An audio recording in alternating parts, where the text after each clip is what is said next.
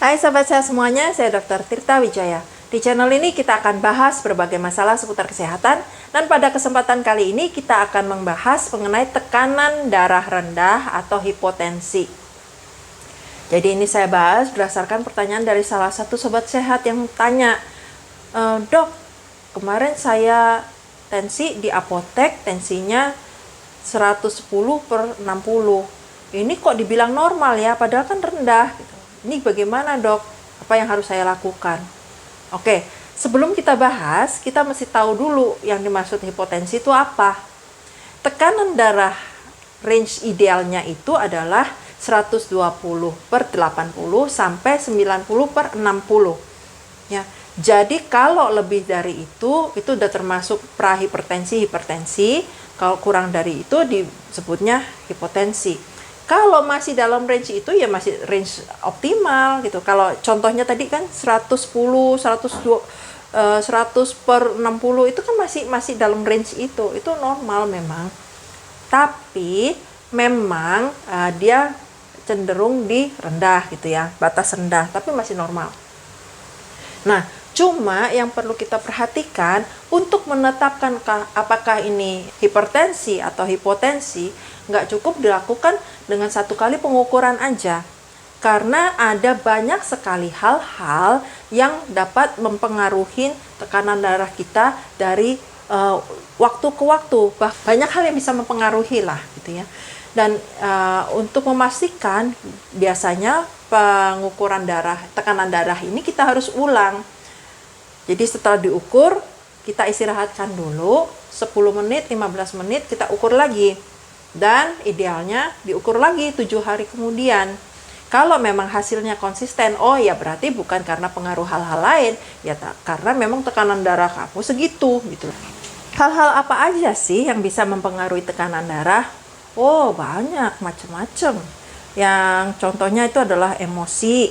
Jadi kalau kita lagi tenang sama kita lagi marah, lagi takut, lagi kesel, itu lain tensinya. Contohnya aja kalau kita lihat sekelebatan gitu, ada orang yang nagih utang ke kita, wah tensi naik itu.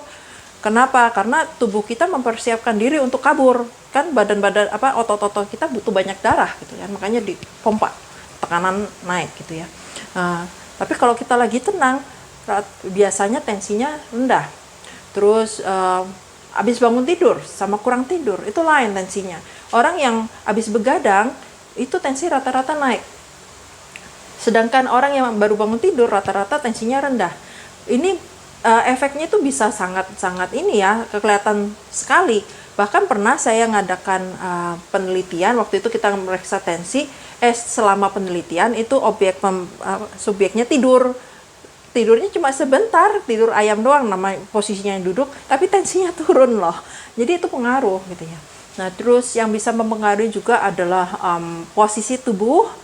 Jadi pernah nggak sobat sehat ngalamin misalnya abis berbaring atau abis jongkok atau abis duduk gitu ya, terus tiba-tiba berdiri cepet gitu ya, perubahan posisinya cepet, itu kayak keliengan, kayak hitam gitu.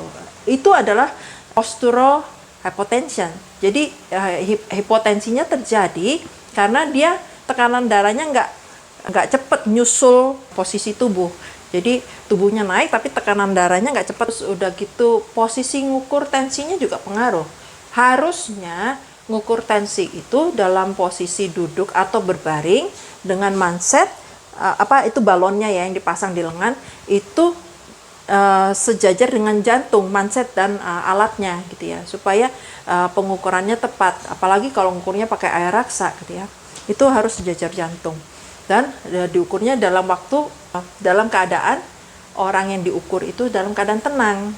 Jangan abis lari-lari, jangan abis naik tangga gitu. Itu bisa naik juga tensinya.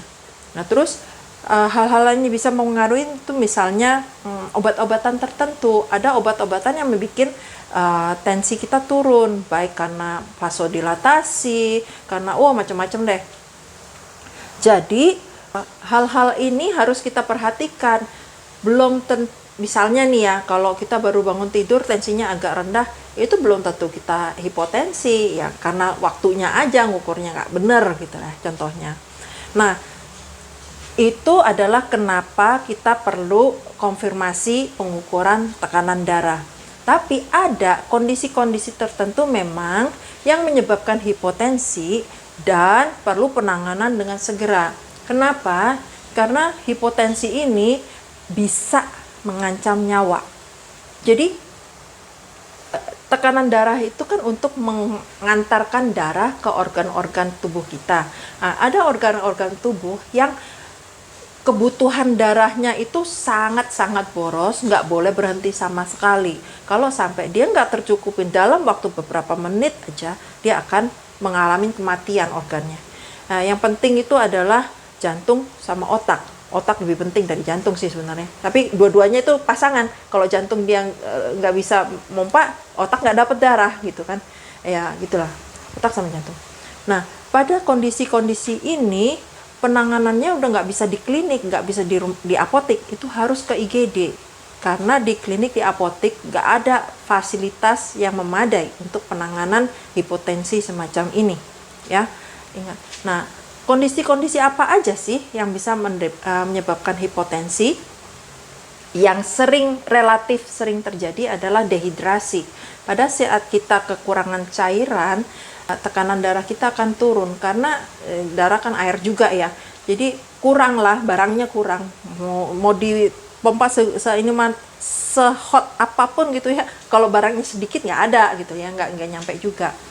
Nah, dehidrasi itu bisa karena udara panas, kitanya kurang minum, atau bisa di ruangan ber-AC. Jangan salah loh ya, di ruangan ber-AC itu kan kelembapan udaranya rendah biasanya ya, kecuali yang di setting. Nah, kelembapan udaranya rendah, kita kehilangan cairan tanpa disadarin. Kalau kita kurang minum bisa dehidrasi juga. Tapi dehidrasi semacam ini biasanya sih nggak drastis amat, karena orang misalnya kalau kepanasan rata-rata akan cari air buat minum. Kalau di ruangan ber-AC memang kedinginan gitu ya, mungkin nggak terlalu haus, tapi setelah keluar dari ruangan ber-AC dia akan minum biasanya. Itu bisa lain ceritanya kalau di daerah yang 4 musim gitu ya, saya nggak tahu lah. Pokoknya di Indonesia itu biasanya nggak sedrastis amat, biarpun bisa menyebabkan dehidrasi. Yang lebih drastis itu biasanya adalah yang karena muntaber. Lebih parah lagi kalau muntaber terus puasa. Harusnya kan kalau orang yang lagi sakit nggak usah puasa kan. Ya, tapi ada nih, saya pernah ketemu kasusnya seperti itu. Jadi ini pasiennya lagi muntaber, puasa pula, nggak makan nggak minum, dehidrasi akhirnya. Itu parah. Jadi pada muntaber bahkan dehidrasinya itu bisa menimbulkan kematian. Jadi yang menyebabkan kematiannya itu bukanlah kuman yang menyebabkan muntabernya, tapi adalah dehidrasinya. Jadi pada kasus muntaber itu penting sekali untuk dilakukan penggantian cairan. Minumlah Oralit atau larutan gula garam. Saya ada videonya, boleh sobat sehat lihat. Kalau misalnya muntah-muntahnya sangat parah, nggak bisa minum segelas keluarnya 2 gelas, itu udah harus ke IGD biar digantikan cairan tubuh yang hilang melalui infus. Ya, itu dehidrasi. Terus yang bisa menyebabkan tekanan darah rendah lainnya itu adalah zat-zat obat, herbal, suplemen, jamu, apalah substansi apalah itu macam-macam.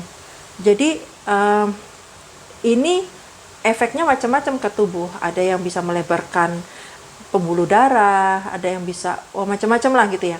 Nah, yang saya sering ditanya itu adalah tentang herbal, obat tradisional atau jamu. Dok, ini kan alami ya, aman dong, harusnya nggak ada efek sampingnya. Ini nggak begitu gitu ya. Alasan kita pakai herbal, pakai suplemen, pakai jamu, pakai obat tradisional apa? Karena ada efek tertentu yang diharapkan kan. Nah, kalau kita mengharapkan efek tertentu, kita nggak bisa dong menafikan efek sampingnya. Kalau itu herbal nggak ada efeknya, ngapain dipakai herbal? Minum air putih aja gitu kan. Bahkan seperti yang saya bilang tadi, air putih pun bisa ada efeknya ke tubuh, bisa mencegah dehidrasi gitu kan. Jadi jangan asumsikan bahwa segala sesuatu yang alamiah itu nggak akan memiliki efek buruk ke tubuh, hanya memiliki efek baik aja. Kata siapa gitu? Contohnya aja racun ular. Racun ular itu alamiah loh, bisa bikin mati kan. Jadi hati-hatilah dengan hal-hal semacam ini. Kalau dalam dosis kecil atau memang kekuatannya lemah, mungkin nggak sampai mati gitu ya, nggak menimbulkan hal-hal yang fatal. Tapi kalau efeknya kuat, kalau ini bisa menimbulkan hal fatal. Mungkin akan saya bahas di video lain tentang obat tradisional, herbal dan kawan-kawannya lah ya, biar bahasannya nggak terlalu panjang di sini. Oke, itu adalah efek zat-zat tersebut. Nah, terus ada hal-hal lain yang bisa menimbulkan hipotensi, itu ada misalnya kehilangan darah. Jadi pada saat kita darahnya ngocor keluar, jantung kita kerja pompa sehot apapun gitu, ya nggak bisa nyampe ke tujuan. Karena kenapa? Karena darahnya keluar ke tempat lain. Kalau perdarahannya masif, itu nanti tekanan darah di tubuh akan turun. Ya. Kalau dia perdarahannya itu di luar, berdarah-darah, wah itu mah kelihatan lah ya. Kalau dibawa ke IGD kan se-IGD pasti heboh. Nah, yang nggak kelihatan itu yang kadang terlambat penanganannya. Contohnya adalah penanganan perdarahan di dalam rongga perut. Rongga perut kita itu gede, jadi bisa menampung darah cukup banyak.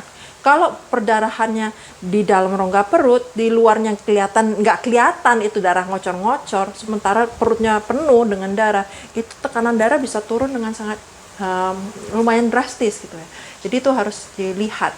Jadi kalau perdarahannya di rumah sakit, dokter akan periksa. Yang kita takutkan kalau perdarahan dalam rongga perutnya itu di luaran, orang nggak tahu, nggak kelihatan darahnya ngocor-ngocor, terus nggak cepet-cepet dibawa IGD, bisa lewat ini pasiennya gitu ya. Itu adalah perdarahan. Terus hal-hal lain yang bisa menyebabkan hipotensi itu adalah infeksi, terutama infeksi yang parah dan terjadi di seluruh tubuh. Itu kita sebutnya sepsis. Pada saat sepsis ini bisa terjadi shock ya, jadi tekanan darahnya turun dengan sangat cepat, dan ini harus penanganannya segera, kalau enggak nanti juga pasiennya bisa lewat tuh. Terus ada juga shock lain, itu adalah anaphylactic shock. Jadi anaphylactic shock ini adalah kondisi alergi yang sangat parah dan biasanya terjadi sangat cepat, di mana orangnya ini, penderitanya ini terpapar pada alergen yang menyebabkan pelepasan histamin yang sangat banyak. Nah, histamin ini dia akan melebarkan pembuluh darah seluruh tubuh.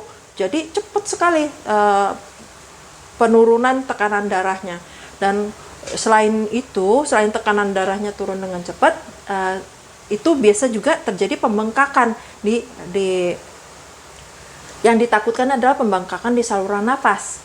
Ya, jadi pasiennya nggak bisa nafas. Kalau bengkaknya di mata, di kelopak mata, di bibir masih mending gitu ya. Kalau bengkakannya di dalam tenggorokan, nggak bisa, udara nggak bisa masuk, tercekik ini pasien. Nah, pada penderita alergi semacam ini, mereka itu takutnya ya udah nggak keburu mau ke rumah sakit. Jadi mereka tuh harus kemana-mana bawa itu kita sebutnya EpiPen ya, semacam suntikan bentuknya seperti pen yang harus disuntikan sendiri oleh pasiennya, udah nggak keburu lagi dibawa ke rumah sakit gitu ya. Dan EpiPen ini harus selalu diganti, jangan sampai bawa-bawa EpiPen yang udah kadaluarsa, nggak guna juga gitu ya, nanti giliran butuh disuntik nggak didapatkan hasil yang diharapkan gitu ya. Nah, itu adalah kondisi-kondisi yang hipotensi yang perlu pengetahuan khusus lah ya, apa istilahnya awareness, supaya jangan sampai penderitanya itu lewat gitu ya, dalam arti meninggal gitu ya. Semoga sharing saya kali ini tentang hipotensi bermanfaat. Kalau misalnya sobat sehat ini ada saudara, teman atau apa yang butuh informasi semacam ini, silakan di share aja, udah nggak usah tanya izin, share aja.